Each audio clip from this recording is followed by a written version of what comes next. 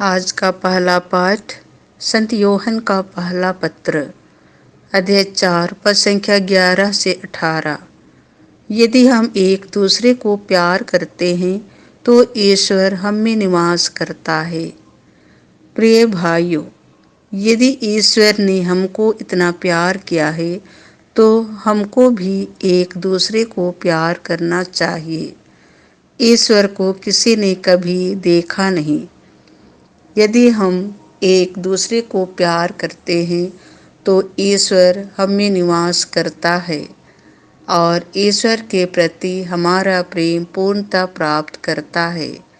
यदि वह इस प्रकार हमें अपना आत्मा प्रदान करता है तो हम जान जाते हैं कि हम उसमें और वह हम में निवास करता है। पिता ने संसार के मुक्तिदाता के रूप में अपने पुत्र को भेजा है। हमने यह देखा है और हम इसका साक्ष्य देते हैं। जो कोई यह स्वीकार करता है कि यीशु ईश्वर के पुत्र हैं, ईश्वर उसमें निवास करता है और वह ईश्वर में। इस प्रकार हम अपने प्रति ईश्वर का प्रेम जान गए और इसमें विश्वास करते हैं। ईश्वर प्रेम है और जो प्रेम में बना रहता है वह ईश्वर में और ईश्वर उसमें निवास करता है। हमारा प्रेम पूर्णता प्राप्त कर चुका है। यदि हम पूरे भरोसे के साथ न्याय के दिन की प्रतीक्षा करते हैं, क्योंकि हम इस संसार में मसीह के अनुरूप आचरण करते हैं। प्रेम में भय नहीं होता। पूर्ण प्रेम भय दूर करता है, क्योंकि भय में दंड की आशंका रहती है और जो डरता है उसका प्रेम पूर्णता तक नहीं पहुंचा है। यह प्रभु की वाणी है। संत मार्कुस के अनुसार पवित्र सुसमाचार, अध्याय 6, पद संख्या 45 से 52। उन्होंने यीशु को समुद्र पर चलते हुए देखा।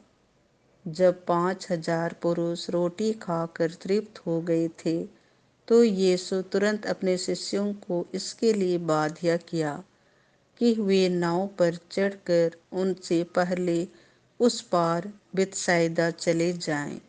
इतने में वह स्वयं लोगों को विदा कर देंगे। यीशु लोगों को विदा कर पहाड़ी पर प्रार्थना करने लगे। संध्या हो गई थी। नाव समुद्र के बीच में थी और यीशु अकेले स्थल पर थे। यीशु ने देखा कि शिष्य बड़े परिश्रम से नाव खे रहे हैं, क्योंकि वायु प्रतिकूल थी।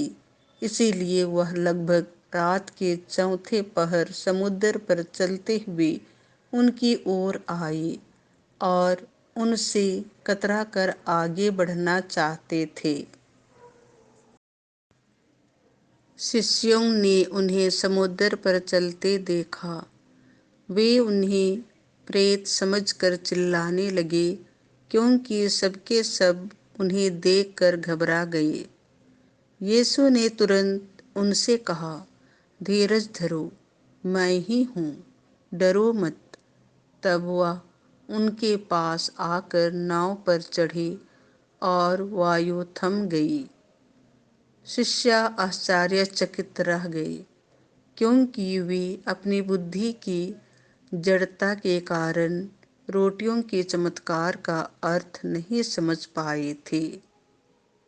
यह प्रभु का सुसमाचार है।